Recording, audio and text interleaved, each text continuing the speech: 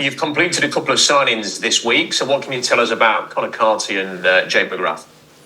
Yeah, pleased with the two signings. Jay's a left side centre half, very aggressive in his play, in his organising, his defending, and also a good footballer. So he can handle the ball and take the ball, play through lines. So really pleased with him, and obviously for the future as well. It's a good player for the future of the football club. But he's ready now. Conor Carty is a player that we've tracked probably the last 4 or 5 months in Ireland, right up until the Irish League finished in November. Just watching how he developed, how he got on. We knew all about him anyway, and handled the physicality of the division really well. Had lots of opportunities to score. He's probably, speaking to him, disappointed he didn't get as many more goals than he did, but different dimension to our attack. Left-footed, quick, dynamic, wants to run in behind. At times you think he's not in the game, and then all of a sudden you see him popping up. So really pleased with both signings. Was there a fair bit of competition for Carty? Yeah, competition for both. They both had decisions to make. Conor obviously quite a few clubs in this league and 1 or 2 above. Jay had probably nearly the whole of the Irish League after him, because how well he'd done over there, and he's still young. 1 or 2 clubs over here. In fact, one or 2 championship clubs wanted him to go in to be like sort of a development coming through into their first team in a year or 2. So we're pleased with both of them. You know, I think they're in the door. They know each other really well, so it'll settle quickly. They lived with each other last year at St Pat's, so I think they'll settle really fast. And with Jay, I think I'm right in saying you had a look at him, didn't you, before Christmas? You know, how useful was that to spend a bit of time with him and to have a look what he's about? Yeah, it was important. You know, because Jay could have easily gone elsewhere, but he put off the other options that he had, and he stayed with us. And we had about a week or so before Christmas. Then he came in for a couple of days after Christmas, and then in the meantime we were trying to sort a deal out with his representatives and stuff like that. So it's taken a wee bit of time to get everything ironed out. But in the end, it was quite straightforward, and Jay wanted to come here. How vital was it to get business done very quickly? You've done it right at the start of the window, Grant. So how important was that? Yeah, it was. Like I say, we were looking all the time, particularly when the last window shut, positions where we think we can get better. And they were 2 positions that we felt we needed to fill. And it's nice to get them done early so they can settle in quickly. Obviously, Jay's had a week or 2 before. Conor will settle quickly because he knows Jay. And he's been in a couple of days now, and I think he's trained 2 or 3 days now, Conor. And every day, 3 days, every day he's looking better, looking sharper. How much more work is left to be done in January in terms of transfers, Grant? Well, we want to try and get some of the younger players out to get some development loans. 1 or 2 of the first team players to go out as well, just because we feel like they ain't going to get the game time that we think they may. So we're working on that.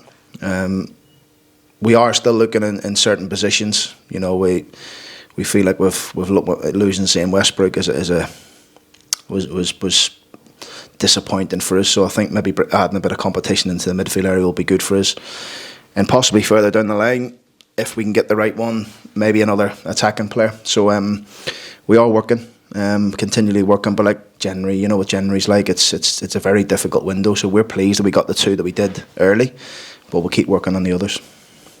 And are the 2 new players, are they in a position where they can feature for you quite quickly, maybe even tomorrow, or are they going to need a bit of time? Yeah, they'll be available tomorrow.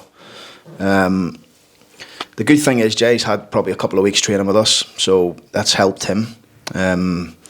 Conor's been training with Bolton, since the Irish League finished. Obviously, I think it was early November. He had a little bit of a break, but then he's been back training for the last four or 5 weeks. So that's good. Sometimes players, you'll have to wait for these players to get up to speed a little bit. I think they're both fine, so they'll both be involved. We've had the international clearance come through today, something that we were worried about, but that's all come through, so we're good.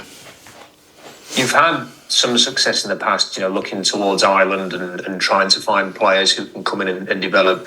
Do you like that side of it, Grant? Trying to find these players, give them a chance in English football, give them a chance to really show what they're about when they come back over here? I think they've got the hunger to prove to people that they can play over here. There's some very good players in Ireland in both leagues, in Irish League and the Southern League. They just need that opportunity. So it's two of the Irish players that I brought over, and Kieran Sadlier, who was playing in Ireland, and Sean McLaughlin at Hull. They're both doing very well and have done very well in their careers. So Chris Forrester was another player I had at Peterborough, who I made captain, come over from Ireland. So we've got, I know people over there, we've got scouts over there, we're watching games all the time. It seems like there's a lot of Irish players coming over here now. I was noticing the other day that Ronan Coughlin signed for Fleetwood, and a centre forward who scored a few goals last year signed for Lincoln, and things like that. So you can see all these players coming over. They're getting the opportunity, and it's down to them to take it. You had a good win against Milton Keynes Dons. That followed the good points at Mansfield. What has enabled the team to turn around the form after a bit of a difficult run there, Grant? Just trying to get the confidence back into them. It was important we seen where we went wrong in those games, and when everything sort of went wrong, I think there wasn't just one or two aspects. I think there was a lot of aspects of what hurt us in them games. But then it was just trying to get the confidence back into the boys, trying to get one or two players back off the treatment table, putting them in a way I feel like they can be comfortable in playing. And over the last two games, I've seen a real shift in their mindset and their mentality and the way they play and the way they're taking the ball and taking risks. So it was just really going back to that, telling them what we are as a team and how we want to play, regardless what way of formation we play, and go and deliver it, really. So it was a bit of hard work on the training ground, lots of meetings individually and collectively, just to try and calm us all down a little bit. I think maybe, from the outside looking in, maybe there was a bit of noise thinking what's happening at Doncaster. So it was more just to calm everybody down. I mean the players and staff, and try and realign what we want to try and do. And I think it's helped us the last couple of games. I was going to ask because you never want to go through the kind of results that you had, but ultimately could it make the group stronger for the experience? Being able to sort of overcome this and grow from it, can that actually be a big plus for you if you manage to sustain the run now? Yeah, I hope so. I mean, look, I guess the telling bit for us was after Notts County, when our fans are singing "You're not fit to wear the shirt." If I'm a player in that team, or it hurts me as a manager, but if I'm a player in that team, that is proper hurting me. And I know the fans have obviously got the rights to shout onto the pitch whatever they want, but that would hurt me. And it's I guess it's hurt the players. They've felt the hurt from that, and I think they've taken it on to the last couple of games, and the energy's been through the roof. The way they've played's been through the roof.